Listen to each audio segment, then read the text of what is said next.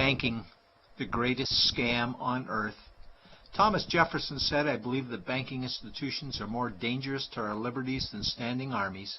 If the American people ever allow private banks to control the issue of their currency, the banks will deprive the people of all property until their children wake up homeless on the continent their fathers conquered."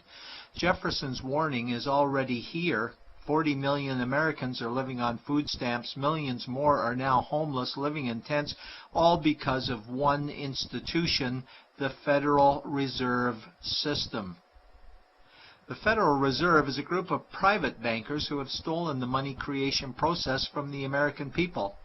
Most people still believe the Fed is an agency of the government working in our best interests. It is not.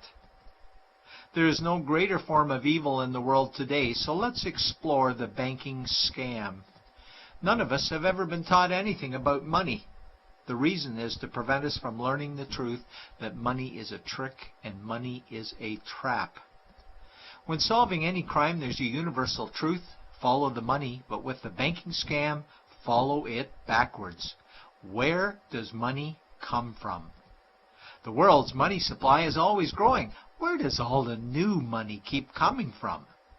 Money comes from privately controlled global banks like the Federal Reserve System. They create money every day, which increases the world's money supply. Because all banks are either owned or controlled by private bankers, the real question is, how do private bankers create new money? And the answer is they create it out of thin air. Bankers create money out of nothing. They make it up. It is a fiction. Wow. Godlike power to create something of value out of nothing. A stroke of a keyboard and money is created. In fact, only 3% of the world's money is even in the form of bills and coins, which means 97% of all money in the world is just numbers typed on a computer screen. This is part one of the banking scam. Money is created out of nothing. The second part of the scam is this phony money is issued as debt. What is debt exactly? Well, when you consider we work our whole lives to pay it off, you could say debt is slavery. But whose debt is this phony money? It's our debt, all of it. It's our debt when we use credit cards, we get student loans, borrow money for mortgages, all bank borrowing. And it's our debt again when the government borrows, which is each and every day. In today's world, money is debt and debt is money, and don't forget the interest charges. Money equals debt and debt equals slavery, therefore money equals slavery. Our monetary system is a carefully concealed system of slavery. Why? Because our government can create the same money for free with no interest charges, just like they used to, as the Founding Fathers designed it inside the United States Constitution for our protection against private bankers. The third part of the banking scam is very evil. When bankers create money from nothing and issue it as debt, they only create the principal portion of the debt. They do not create the money for the future interest payments.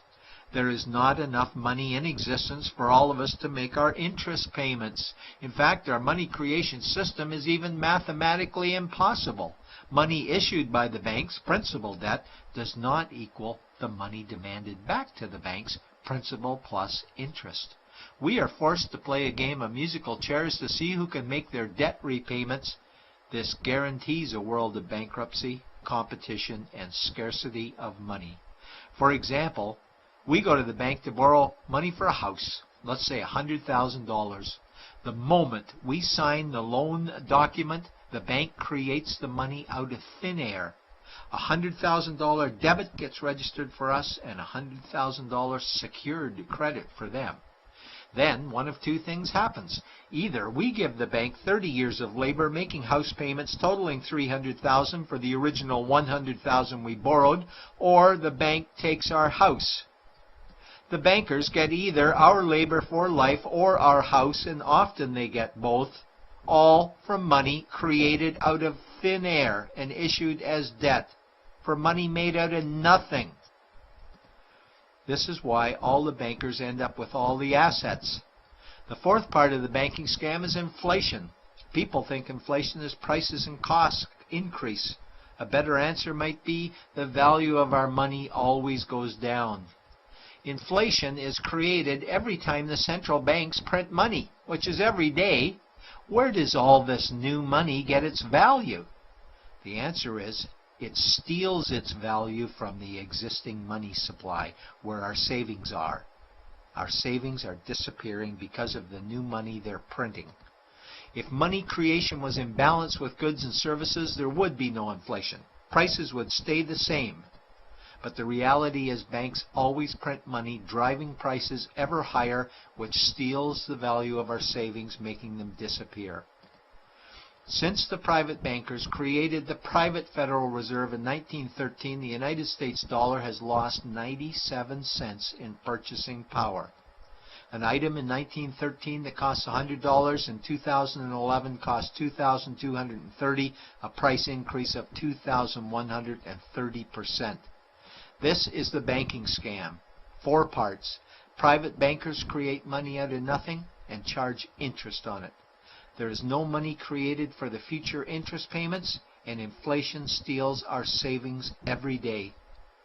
In order for the banking scam to be pulled over our eyes, the bankers need help from the likes of paid-for politicians and appointed civil servants, military-industrial complex, mainstream media, multinational corporations, and the bankers' good buddies. For example, what do our banker-controlled television networks say about criminal bankers? "Oh, bankers are our saviors. Chairman is man of the year. He saved the world. Bankers really do deserve their bonuses. They're so smart." And what do our banker-owned G20 politicians say we need to do? That we must save our banking system, and now we need austerity measures, like increasing existing taxes and bringing in new taxes, cutting our social programs, including education and health care, stealing from our pension plans while increasing the retirement age, keeping us working for more years at lower wages while placing our children and grandchildren in debt and servitude for their future lives. We are being lied to that we must go deeper in debt for bailouts, stimulus packages, quantitative easing, saving the too big to fail banks, credit easing, currency interventions, all names that mean the same thing, more debt to us. Is it not strange that the solution to too much debt is always more debt to us? And where is all this money going? It's going to the banks and to the bankers. They are stealing our money right now. 0.1% of the world's population owns 2/3 of the world's wealth.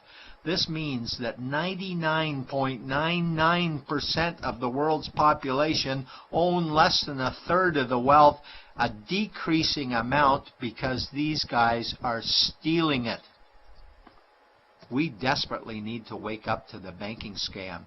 It is time for change. To retake control of our money system, we must stop supporting the banking scam. Lincoln said the government should create all the currency and credit needed to satisfy the spending power of government and the buying power of consumers. Money will cease to be master and will then become servant of humanity. And Jefferson said the issuing power of money should be taken from the banks and restored to the people to whom it properly belongs. It's a pyramid scheme. And we, the people, are the bottom layers of the banking pyramid. Without our support, the banking scam collapses. We have to do it ourselves. Wake up, get active, wake others. Remove our money from the bank. Buy gold and silver coins. Get out of debt. Rip up your credit cards. These actions will bring down the banking scam. Only vote for politicians who support debt-free money, or run for office yourself, and turn off mainstream media to search for the truth while you still can. And support every effort to end the Federal Reserve System and all the privately owned central banks. Let's bring these criminals to justice to get our money and our countries back before it's too late.